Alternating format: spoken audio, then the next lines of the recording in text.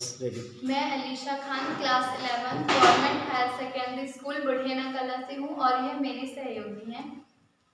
आज का हमारा मेन टॉपिक है सतत जीवन हेतु सामाजिक नवाचार और हमने इसका सब टॉपिक लिया है इको पर्यटन का विकास।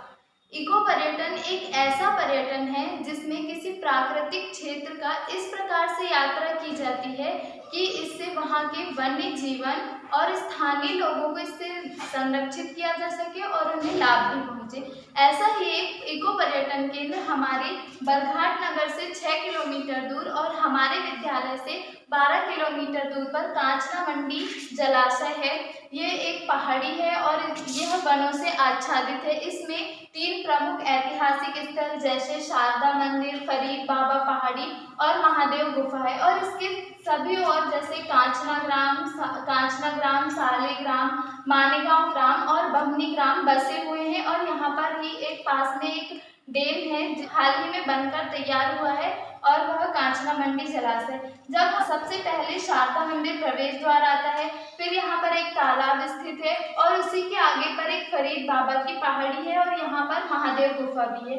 यह क्षेत्र जैव विविधता की दृष्टि से संपन्न क्षेत्र है। यहाँ पर अलग अलग वन्य जीव रहते हैं, 50 से भी अधिक पक्षियों की प्रजाति है और यहाँ पर औषधीय वनस्पतियां भी हैं जो जैव विविधता की दृष्टि से बहुत ही संपन्न क्षेत्र है।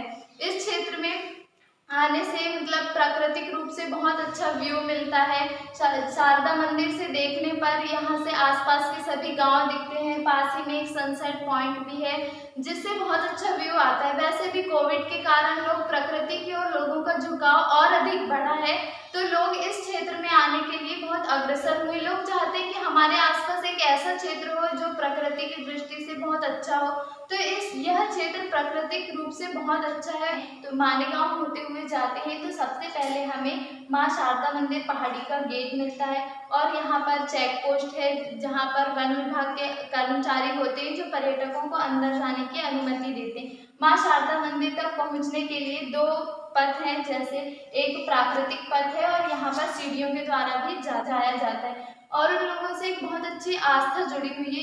यहाँ पर एक सनसेट पॉइंट भी है जिसमें संध्या के समय में मनोहारी दृश्य दिखाई देता है। जैव विविधता केंद्र क्योंकि ये वनों से आच्छादित है, यहाँ पर वन्य जीव भी हैं, वनस्पति पौधे भी हैं, तो यहाँ पर एक जैव विविधता केंद्र स्थापित किया जा सकता है। यहाँ फिर उसके बाद थोड़ा आगे जाने पर हमें फरीद बाबा पहाड़ी का प्रवेश द्वार प्राप्त होता है। यहाँ इस क्षेत्र से भी लोगों की आस्थाएं जुड़ी हुई हैं और हमने एक जानकारी से प्राप्त हुआ है कि इस क्षेत्र का रखरखाव अभी एक हिंदू परिवार द्वारा किया जा रहा है, जो कि एक सामाजिक सद्भाव का उदाहरण है, जो राष्ट्रीय एकीकरण के लिए बहुत आवश्यक है कि सामाजिक सद्भाव हो। फिर आगे चलने पर हमें महादेव गुफा का प्रवेश द्वार प्राप्त होता है। यहाँ तक कि इस क्षेत्र में शिवरात्रि के पर्व पर मेले का आयोजन होता है। महादेव गुफा से आगे चलने पर इस पहाड़ी से लगा हुआ ही एक जलाशय है जो हाल ही में बनकर तैयार हुआ है, जो आसपास के 5 गांवों से लगा हुआ है। इससे बरघाट नगर की लगभग 30 से 40 हजार की जनसंख्या को पेयजल प्राप्त होता है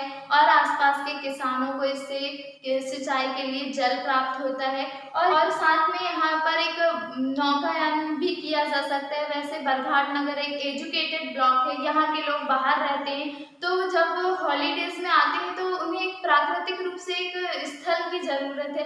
वो लोग चाहते हैं कि हम प्रकृति का दर्शन करें, तो लोग यहाँ आते हैं। तो इससे यहाँ पर एक नौकायन का भी किया जा सकता है, वाटर स्पोर्ट्स का की व्यवस्था की जा सकती है जिससे हमें आय प्राप्त होगी। और साथ साथ हाल ही में मछुआ समिति को यह जलाशय दिया गया है, लगभग 10 लाख रुपए में मेरी जानकारी के अनुसार दिया गया है, जो भविष्य में इसके दुगना तिगना होने की भी संभावना है। तो इस प्रकार से यहाँ पर गर्मी के समय में प्रवासी पक्षी भी आते हैं और वैसे यहाँ पर 50 से अधिक पक्षियों की प्रजातियां हैं, जिससे यहाँ पर बर्ड वॉचिंग सेंटर बनाया जा सकता है। लोग यहाँ पर आएंगे, पक्षियों का दर्शन करेंगे, यहाँ पर अलग अलग प्रकार की मछलियाँ हैं उन्हें देखेंगे, तो इससे उन्हें प्राकृतिक रूप से बहुत आनंद प्राप्त होता है। इन लोगों से प्राप्त जानकारी के अनुसार हमें पिछले 5 वर्षों में आए पर्यटकों की जानकारी प्राप्त हुई, जैसे हम ग्राफ के द्वारा देख सकते हैं।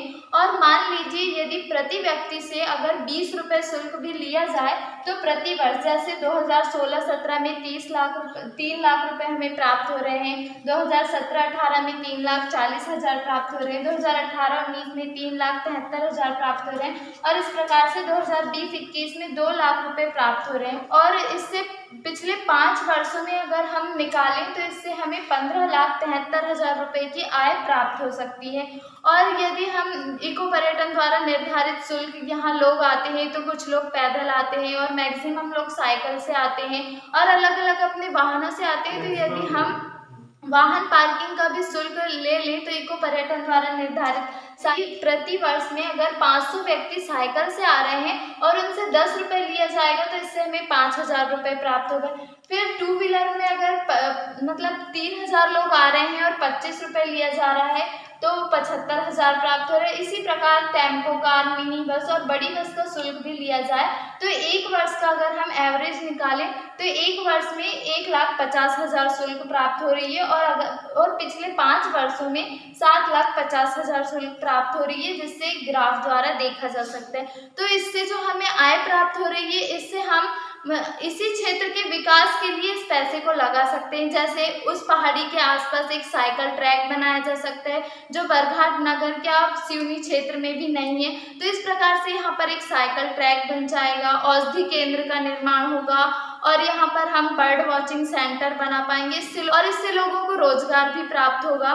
तो इस प्रकार से जैसे हमारे आदरणीय प्रधानमंत्री नरेंद्र मोदी जी का कहना है कि हम आत्मनिर्भर हों, तो हम इस क्षेत्र के विकास के लिए सरकार की ओर क्यों जाएं, जब इसी क्षेत्र से हम आय प्राप्त करके इसी क्षेत्र का विकास कर सकते हैं और इस प्रकार से हम आत्मनिर्भर भी हो जाएंगे और इससे लोगों को रोजगार प्राप्त होगा और इस क्षेत्र का बहुत अच्छा विकास होगा और ये सिवनी क्षेत्र का बहुत ही अच्छा इको पर्यटन क्षेत्र प्राप्त होगा।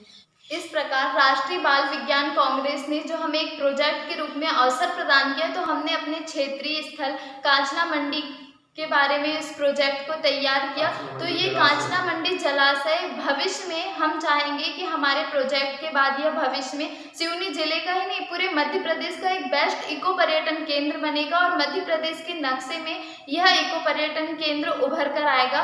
तो मैं धन्यवाद देना चाहूँगी राष्ट्रीय बाल विज्ञान कांग्रेस को कि उसने हमें यह अवसर प्रदान किया और हमें प्रोत्साहित किया। Thank you.